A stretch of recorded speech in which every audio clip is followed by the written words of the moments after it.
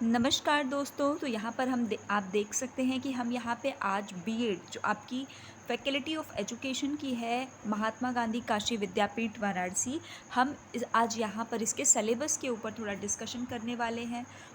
आपका department of education है, यहाँ पे आपको स्टार्टिंग में ही सिलेबस के जो 2 साल का बीएड का प्रोग्राम है उससे रिलेटेड रूल्स रेगुलेशंस और करिकुलम देखने को मिल जाएगा। इसके साथ ही जब आप इसमें आगे बढ़ेंगे तो आपको सबसे पहले स्टार्टिंग में जैसे आप देख सकते हैं कि फर्स्ट सेमेस्टर का है तो कितने पेपर हैं, 4 पेपर यहाँ पे हैं, किस किस तरीके से हैं, वो सारी चीज़ें आपको यहाँ पर देखने को मिल जाएंगी। उसके बाद आपको यहाँ पर देखने को मिल रहा है सेकेंड सेमेस्टर का। इसके बाद ये है आपका थर्ड सेमेस्टर का, जिसके ऊपर आज हम डिस्कशन करेंगे। तो यहाँ पे 2 पेपर आपके होने वाले हैं, एक है पेडागोजी ऑफ स्कूल सब्जेक्ट 1 और पेडागोजी ऑफ स्कूल सब्जेक्ट 2, जो कि 100 नंबर के 200 नंबर के आपके पेपर रहने वाले हैं। यहाँ पे जो आप ये 2 देख रहे हैं कि स्कूल सब्जेक्ट है, ये आपके द्वारा चूज़ किया हुआ सब्जेक्ट होगा। तो जैसा कि आपने उसमें देखा होगा कि कई उसमें जो है सब्जेक्ट्स होते हैं जो क्लास ABCD करके है, तो उसमें से हमें ऑप्शन चूज़ करना होता है। इसके अलावा EPC 1 EPC 2 ये सारे प्रैक्टिकल के हैं जो हैं आपके। ठीक, टीचिंग जो है थर्ड सेमेस्टर में भी इसी मैं ग्रुप की बात कर रही थी, ग्रुप A B C और D।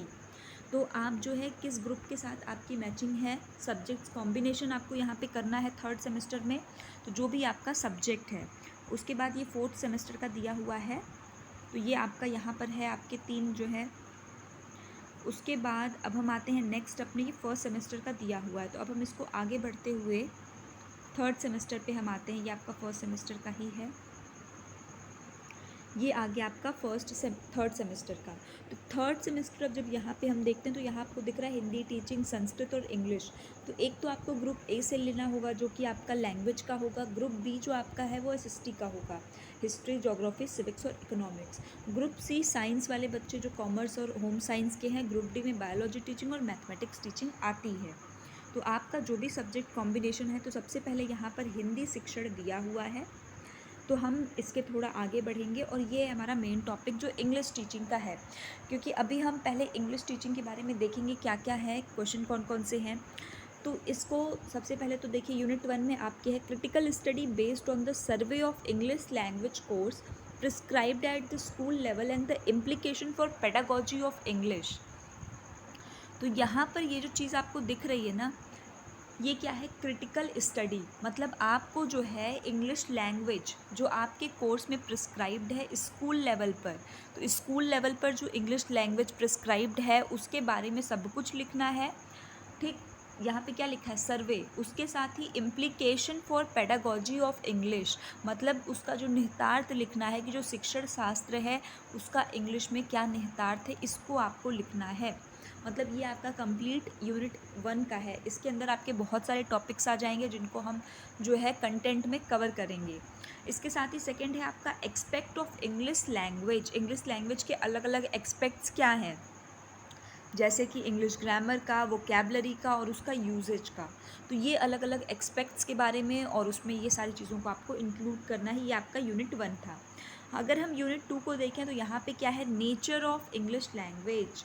इंग्लिश लैंग्वेज का नेचर क्या है, some implications for organising teaching of English at a second language. Means कि इंग्लिश को जो सेकेंड लैंग्वेज के तौर पे, ठीक, कैसे उसकी किस प्रकार से सारी चीज़ें हैं कि आज हम उसको सेकेंड लैंग्वेज के तौर पे पढ़ते हैं, तो कैसे ऑर्गेनाइज करते हैं, किस प्रकार से इम्प्लाई करते हैं। Role of English language in India today. आज के मॉडर्न टाइम में इंग्लिश लैंग्वेज का जो है क्या रोल है, क्या उसकी आप कह सकते हैं कि प्रासंगिकता है, रेलिवेंस है। Objectives of teaching English at junior and senior stages of school. It is very important कि what are the aims, what are the objectives of teaching English. जब हम जूनियर जो आपका 6 to 8 और सीनियर स्टेजेस में बात करते हैं, तो वहाँ पर इंग्लिश जो है आपका, उसके क्या उद्देश्य हैं। क्लियर।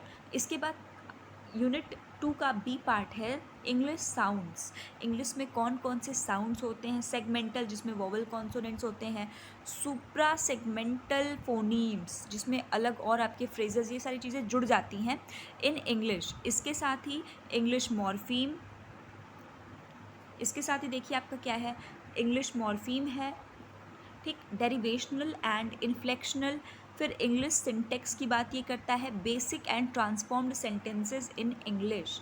जब आप इंग्लिश साउंड्स के बारे में पढ़ते हैं तो उसमें आपको ये सारी चीज़ें मिल जाती हैं, मॉर्फीम, फोनीम, आपको सिंटेक्स, सिमेंटिक्स, ये सारी चीज़ें आपको पढ़ने को मिलेंगी। ठीक, अब आते हैं यूनिट 3 पर, method of teaching English. English को टीच करने का कौन कौन सा मेथड है, तो मेथड भी आपको बहुत सारा है, तो आपको सब नहीं पढ़ना। दिया हुआ है डायरेक्ट मेथड, प्रत्यक्ष विधि, बाइलिंगुअल मेथड जिसमें दोनों का यूज़ करेंगे, पैटर्न प्रैक्टिस जिसको हम आपका ड्रिल या आगे उसके बारे में भी देखेंगे कि एक ही पैटर्न से किस तरीके से करते हैं, टीचिंग मेथड जो प्रोज के लिए, पोट्री के लिए, ग्रामर के लिए, रीडिंग, राइटिंग एंड कंपोजिशन, सबके लिए अलग अलग मेथड्स होते हैं। ठीक, हालांकि टीचर सबको एक ही तरीके से पढ़ाता है, बट आप देखे होंगे अगर आप थोड़ा भी है तो जब कोई पोइट्री पढ़ाते हैं तो उसको पढ़ाने का तरीका अलग होता है, कोई हम फिक्शन प्रोज पढ़ा रहे हैं तो उसको पढ़ाने का तरीका अलग होता है। ठीक ऐसे ग्रामर पढ़ाते हैं तो उसको पढ़ाने का तरीका अलग होता है। तो ये सारी चीज़ें आप इसमें जानेंगे। Drills and exercise in teaching of English, जो ड्रिल का मतलब है एक ही चीज़ को बार बार प्रैक्टिस करना, तो उसका इंग्लिश के टीचिंग में क्या इंपॉर्टेंस है, ये सारी चीज़ों को हम यहाँ पे समझेंगे। अब आते हैं यूनिट 4 पर। तो यूनिट 4 बेसिकली मेनली आपका क्या है, देखिए part A, use of audio visual and technological aids in teaching of English. Audio visual मतलब एक तरीके से TLM की ये बात कर रहा है कि जो आपका टीचिंग लर्निंग मटेरियल है, और इस TLM में भी टेक्नोलॉजिकल एड्स की किस प्रकार से जो है आज हम टेक्नोलॉजी की हेल्प ले सकते हैं लैंग्वेज को समझने में, इंग्लिश को समझने में। Testing and evaluation in English as a second language, तो जब आप पहले भी अभी आपने देखा एक यूनिट में आपको English as a second language का दिया था कि उसकी इम्पोर्टेंस क्या है, तो उसको टेस्ट करके उसका इवेलुएशन भी आपको बताना है कि as a second language English कितना यूज़फुल, ये सारी चीज़ें हैं। उसके बाद आपका सी पार्ट क्या कह रहा है, use of mother tongue and teaching of translation in English. Mother tongue के यूज़, क्योंकि हमारी मदर टंग तो इंग्लिश है नहीं, हमारी मदर टंग हिंदी, तमिल, तेलुगु, ये सारी चीज़ें हो सकती हैं। तो मदर टंग का यूज़ करके, और उसके साथ ही टीचिंग ऑफ ट्रांसलेशन, क्योंकि एंशिएंट टाइम से अगर हम इंग्लिश एज अ लैंग्वेज सीख रहे हैं तो कहीं ना कहीं हम इसका ज़रूर प्रयोग करते हैं। ठीक, तो ट्रांसलेशन की जो टीचिंग है इंग्लिश में वो किस प्रकार से की जाती है, मदर टंग को एक तरीके से आप कह सकते हैं सहायता देकर, पहले मदर टंग के ही सहायता से उसको सिखाई जाती है। तो ये आपका कंप्लीट सिलेबस किसका है, आपका इंग्लिश का। यूनिट 4 में आपके ABC पोर्शन जो है। इसके अलावा यहाँ पे कुछ विद्यापीठ ने रेफरेंस बुक्स भी दी है। ठीक, तो वैसे तो काफ़ी सारी बुक्स आपको अवेलेबल मिल जाएंगी मार्केट में, बट हम लोग जैसे है तो इसमें बहुत सारी कुछ किताबें हैं जैसे ठाकुर पब्लिकेशन की है। इसके अलावा कुछ बेसिक्स भी आती हैं जो कि किताबें हैं जिनका मैं जो है आपको लिंक जो है डिस्क्रिप्शन बॉक्स में दे दूँगी। इसके अलावा ठाकुर पब्लिकेशन एक जो मैं आपको किताब बता रही हूँ वो भी ठीक है, उसमें भी सारा आपको कंटेंट मिल जाएगा जो काशी विद्यापीठ या फिर इससे रिलेटेड है, तो आपको वहाँ पे मिल जाएगा। तो एक बार आप इसको देख लीजिए, यूनिट 1, यूनिट 2, यूनिट 3 और यूनिट 4। तो वीडियो कैसी लगी हो, अच्छी लगी हो तो वीडियो को लाइक ज़रूर कर दें, अगर पहली बार विजिट करें चैनल पे तो सब्सक्राइब कर दें। इसके साथ ही मिलते हैं नेक्स्ट वीडियो में जहाँ पर हम किसी दूसरे टॉपिक के सिलेबस के ऊपर डिस्कशन करेंगे। Thank you.